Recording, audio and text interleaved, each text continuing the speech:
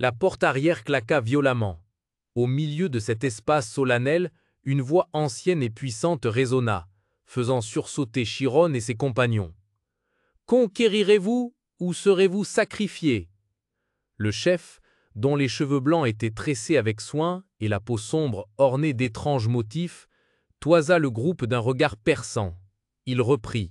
« Prouvez votre valeur devant les anges. Si ne serait-ce qu'un seul d'entre vous réussit l'épreuve, vous serez tous autorisés à entrer à Kergo. Mais si vous échouez, une vie sera sacrifiée en échange d'un droit d'entrée. » À peine eut-il terminé sa phrase que les mercenaires furent pris de panique. Leurs visages pâlirent de peur et des cris de désespoir retentirent. « Merde, on s'est fait avoir, ils nous ont tendu un piège !» Contrastant radicalement avec le chaos ambiant, Chiron restait immobile. Bien qu'une goutte de sueur froide lui coulât sur la tempe, ses yeux bleus brillaient d'une détermination et d'un calme effrayant. Il observait en silence, son esprit prêt à affronter l'épreuve de vie ou de mort qui l'attendait. Dans l'arène immense baignée de soleil, le visage du chef mercenaire se crispa d'incrédulité. Des veines bleues saillissaient sur son front alors qu'il contemplait les deux groupes distincts se tenant dans l'arène, sa propre troupe de mercenaires endurcis et un groupe de jeunes étudiants. Il grogna. « Tu veux dire que nous devons nous associer à ces gamins ?» Un autre mercenaire expliqua, s'efforçant de rester calme. « Il est courant de faire ces preuves lorsque nous entrons en contact avec une nouvelle civilisation, et comme les Kergos sont une tribu guerrière, ils veulent tester votre force. » Il ajouta, avec une irritation à peine voilée. « Mais c'est incroyable que nous soyons testés aux côtés de ces gosses. » Amy Carmis en avait assez entendu. Ses yeux émeraudes brillèrent de colère alors qu'elle s'avançait, faisant face aux mercenaires. « Excusez-moi, dit-elle d'une voix glaciale. Vous n'arrêtez pas de nous traiter de gosses. Mais comment savez-vous si nous avons des capacités ?» La mercenaire vêtue d'une cape rouge ricana, un sourire suffisant se dessinant sur ses lèvres. « Je suis sûre que vous avez appris un peu d'escrime ou de magie à l'école, mais la vie réelle est bien différente de l'école, vous savez. » L'atmosphère devint soudainement pesante. Une aura terrifiante et palpable émana d'Amy, baignant la scène d'une lueur rouge. Amy répondit avec défi. « De toute façon, nous n'avons aucune intention de coopérer avec vous. » Amy et un mercenaire se faisaient face, le regard étincelant de colère, une petite décharge d'énergie magique menaçante crépitant entre eux. Le vieux chef, gardien de ces lieux, rompit le silence oppressant d'une voix grave. « Il y a deux façons de franchir ce portail. Soit vous prouvez votre valeur, soit l'un d'entre vous se sacrifie pour que l'autre puisse continuer. » Chiron sursauta et demanda précipitamment. « Prouver notre valeur? Comment ça? Que devons-nous faire exactement ?» Elzine se tourna vers lui et le rabroua. « Ne t'en mêle pas, sinon je ne traduirai pas pour toi. »« Nous devons bien coopérer de toute façon, » rétorqua Chiron avec détermination. « Dépêche-toi et demande-lui. » Elzine fit un léger tsk et se retourna vers le chef, tandis qu'un autre mercenaire s'avança également, visiblement impatient. Le chef acquiesça doucement, son regard solennel parcourant le groupe. « Un par un, vous vous avancerez à l'autel du jugement, et vous ferez vos preuves devant l'une des 8 sphères. La réponse sera donnée dans la langue des dieux. » Il désigna une immense salle circulaire où se trouvait une grande estrade de pierre au centre. Une douce lumière dorée tombait d'en haut, créant une atmosphère à la fois sacrée et terrifiante. « Si la sphère s'illumine en rouge, cela signifie que vous avez échoué, » poursuivit le chef, sa voix résonnant dans tout l'espace. « Si elle s'illumine en blanc, vous avez réussi. » Tous les regards convergèrent vers une sphère d'un noir absolu, posée silencieusement sur un autel de pierre, attendant de juger de leur sort. Chiron, avec son calme habituel, fit un pas en avant, sa voix résonnant clairement, brisant le silence. « Y a-t-il une limite au nombre de tentatives que nous pouvons faire? Et quelle est la punition en cas d'échec ?» Le vieux chef répondit lentement. « Il n'y a ni limite ni punition. Vous pouvez essayer autant de fois que vous le souhaitez. Cependant, si aucun d'entre vous ne réussit, vous devrez tous quitter cet endroit. » En entendant cela, les deux mercenaires qui se tenaient derrière poussèrent un soupir de soulagement et se lancèrent des regards satisfaits. L'un d'eux murmura « Alors nous n'avons pas besoin de coopérer avec eux. » L'autre acquiesça. Quel soulagement! Ignorant les murmures, Chiron continua à interroger, son esprit analysant les paroles du chef. « Vous avez mentionné la conquête ou le sacrifice. Que signifie sacrifice ici? Cela signifie-t-il que l'un d'entre nous doit mourir pour que les autres puissent entrer ?» La question de Chiron stupéfia momentanément Amy et Elzine, qui se trouvaient à proximité, leurs visages se crispant d'inquiétude. Exactement, affirma le chef avec fermeté, son regard s'aiguisant. C'est la volonté de Miro. L'atmosphère semblait se figer. Chiron, au lieu de paniquer, sembla se concentrer davantage, et il continua à demander avec clarté. Y a-t-il donc des limites à la personne sacrifiée? Pouvons-nous amener quelqu'un de l'extérieur ou utiliser un cadavre? Le chef jeta un regard indéchiffrable à Chiron. Il n'y a aucune limite. Cependant, gardez ceci à l'esprit. Il marqua une pause, son regard parcourant chacun d'eux, de Chiron à Amy et Elsine, sa voix s'abaissant pleine d'implication. Vous êtes libres d'amener qui vous voulez, mais lorsque vous quitterez cet endroit, vous devrez tous ne faire qu'un. Le chef scella l'entrée et dit « Voilà toutes les règles ». Debout, entre Amy et Elsine Tess, Chiron fronça les sourcils, une main appuyée sur son menton dans une pose pensive. « Étrange », murmura-t-il, un regard rempli de suspicion. Pourquoi une règle aussi cruelle? Sacrifier un camarade, juste pour obtenir une boucle. Le commerce de boucles se déroule-t-il vraiment dans un endroit pareil? Pendant ce temps, les mercenaires aux alentours commençaient à murmurer. L'un d'eux, visiblement amusé, dit « Ça ne sonne pas si mal que ça ». Un autre se demanda « C'est qui, Miro? Un trafiquant de boucles ?» Ces murmures ne firent qu'accroître la vigilance de Chiron. Son regard devint acéré lorsqu'il réalisa un détail important. Et cette règle de la décision unanime, ça complique pas mal les choses. Dans son esprit, une image se précisa, un seul dirigeant imposant facilement sa volonté à une foule d'aveugles. Il est plus facile pour une personne d'écraser la majorité que de faire en sorte que tout le monde soit d'accord sur une décision. Un sentiment de malaise envahit Chiron alors qu'il réalisait le piège subtil caché derrière les règles. Il se murmura à lui-même, le visage plus grave que jamais. Cette histoire pourrait être plus dangereuse que je ne le pensais. À ce moment précis, un mercenaire à proximité lâcha avec surprise et soulagement. « Hein? C'est aussi simple que ça ?» Il ne réalisait absolument pas le danger mortel que Chiron venait de percer à jour. Le chef mercenaire, semblant être le meneur, esquissa un sourire suffisant, son regard provocateur balayant le groupe de Chiron. Il prit la parole d'un ton arrogant. « On a juste à tuer ces 4 gamins et nous 4 on pourra entrer, ça vous dit ?» Face à cette menace ouverte, Chiron se contenta de soupirer, l'air calme, mais pensant intérieurement « Quelle galère, un type censé être le chef qui agit de manière aussi irrationnelle !» Il remarqua qu'au moins les coéquipiers de ce meneur essayaient encore de résoudre le problème plus calmement. En effet, une mercenaire intervint doucement. « Commençons tout de suite, on ne peut pas rester ici trop longtemps. » Arrêté net, le chef tourna le visage avec dédain, marmonnant avec agacement « Ce gamin, je ne peux vraiment pas le supporter. » Voyant la situation s'apaiser, la femme du groupe de mercenaires se tourna vers Chiron et proposa « Alors, on décide de l'ordre ?» Chiron, les mains sur les hanches, fit un pas en avant et suggéra « Pourquoi ne pas laisser les épéistes passer avant les mages, car ils ont probablement moins de puissance de feu ?» La mercenaire acquiesça. « Je suis d'accord. Tu penses aussi que le test consiste à attaquer cette sphère ?»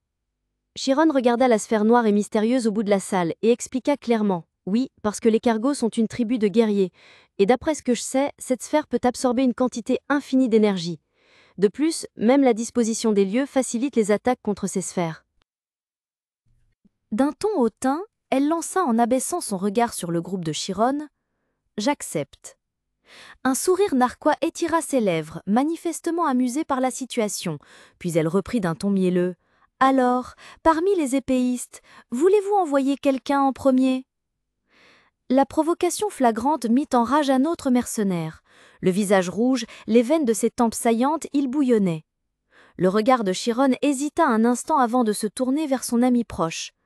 Elsine était visiblement inquiète pour Ryan, mais ce dernier restait stoïque, son expression imperturbable. « J'y vais », déclara Ryan d'une voix grave. Sans la moindre hésitation, il s'avança. Le bruit de ses bottes résonna sur le sol de pierre, chaque pas dégageant une assurance inébranlable. L'allure de Ryan était imposante, tandis qu'il s'avançait, sa grande épée dans le dos le rendait encore plus impressionnant. Derrière lui, Amy serra les poings d'inquiétude, tandis qu'Elsine ne put s'empêcher de laisser échapper un cri perçant. « Ryan, fais attention !» Immédiatement, un autre mercenaire rugit avec mépris. « Quoi, vous avez peur ?» Il hurla, essayant de les provoquer, mais ne reçut en retour que des regards froids et inébranlables. Dans le hall antique, où des fissures complexes se répandaient sur le sol de pierre, Ryan se tenait seul, pensant intérieurement si c'était un champ de bataille, je serais en première ligne. Cela signifie que je dois rassembler autant d'informations que possible. N'est-ce pas, Chiron ? Derrière lui, Chiron regardait son meilleur ami avec une confiance absolue et dit d'une voix déterminée « Je crois en toi, Ryan ». La voix du chef résonna dans l'espace, comme un rappel. « Vous devez faire de votre mieux, afin que nous ayons plus d'indices pour passer à travers. » Puisqu'il n'y a pas de limite au nombre d'essais, murmura Ryan, serrant le poing avant de se précipiter vers l'orbe noir mystérieux qui flottait au milieu du hall. Mais alors que son poing n'avait pas encore touché l'orbe, un chiffre 1 blanc apparut soudainement à sa surface. Ryan s'arrêta net, s'exclamant avec surprise « 1 Qu'est-ce que c'est que ça ?» Voyant cela, Chiron cria d'horreur, son visage trahissant une expression de terreur, tandis qu'Amy, à côté d'elle, ne cachait pas son inquiétude. « Il a dit que tu serais récompensé par la langue des dieux. Ce chiffre, c'est ça. Ryan, recule immédiatement. » À peine l'avertissement de Chiron avait-il été prononcé que l'orbe noir devint soudainement rouge vif, émettant une lumière éblouissante. La lumière s'éteignit. Ryan baissa les yeux vers l'orbe, sa voix teintée de déception. « Quoi ? Échec ?» Cependant, la déception se dissipa rapidement, laissant place à un sourire déterminé. « Maintenant je comprends, » dit-il, sa main saisissant fermement la poignée de l'épée derrière son dos. Le bruit du métal frottant contre le fourreau résonna de façon stridente dans l'espace silencieux. Ryan Ojan se tenait fièrement, les deux mains agrippées à la poignée d'une épée à deux mains d'une taille absurde. Il jeta un coup d'œil à l'orbe cible, puis dit avec désinvolture « Un chiffre apparaîtra sur l'orbe lorsque tu l'attaqueras, et tout ce dont tu as besoin, c'est une lueur blanche pour le dépasser, n'est-ce pas ?» Sur ces mots, Ryan se tendit, concentrant toutes ses forces pour brandir l'énorme épée en l'air. La lame brillante fendit l'air, créant une traînée de lumière éblouissante. La foule de mercenaires qui regardaient depuis le balcon resta bouche bée, stupéfaite. « Quoi ? Ce gamin brandit un truc pareil ?» balbutia un soldat. Un autre sceptique ajouta « Impossible, c'est forcément fait d'un alliage, mais si c'est fait de fer pur, il faudrait une force colossale pour la soulever. » En bas, le visage d'Amy Carmis pâlit d'inquiétude, ses mains se portant à sa bouche alors qu'elle criait « Ryan !» Contrairement à elle, Chiron affichait un sourire d'excitation, hurlant « Démolis-le !» Elzine encourageait également avec enthousiasme « Écrase-le !» Le regard de Ryan devint acéré, il laissa échapper un rugissement et abattit violemment l'épée. Alors que la lame colossale plongeait avec une force terrifiante, une pensée traversa soudainement son esprit. « C'est l'épée que mon grand-père m'a offerte, bien que je la lui ai volée. » Ryan frappa le sol pavé du pied, le faisant craquer sous la force de l'impact. « C'est l'occasion idéale de tester cette épée », pensa-t-il, les yeux brillants d'une lueur de puissance. Simultanément, il abattit son épée à deux mains massives, lançant une frappe foudroyante sur l'orbe sombre devant lui. Un clang assourdissant retentit lorsque la lame rencontra sa cible, créant une explosion de lumière dorée. L'énergie de l'impact se propagea en une onde de choc puissante, balayant tout sur son passage. Cependant, l'expression de Ryan changea instantanément. Le visage tendu par l'effort se transforma en un étonnement absolu. Il serra les dents, la confusion s'installant dans son esprit. « Quoi ? Je pensais avoir frappé, mais je n'ai rien senti. C'est comme si toute ma force avait été absorbée. » Une goutte de sueur froide roula le long de sa tempe. L'épée à deux mains dans sa main devint soudainement incroyablement lourde, toute la puissance de sa frappe semblant s'être évaporée dans l'air.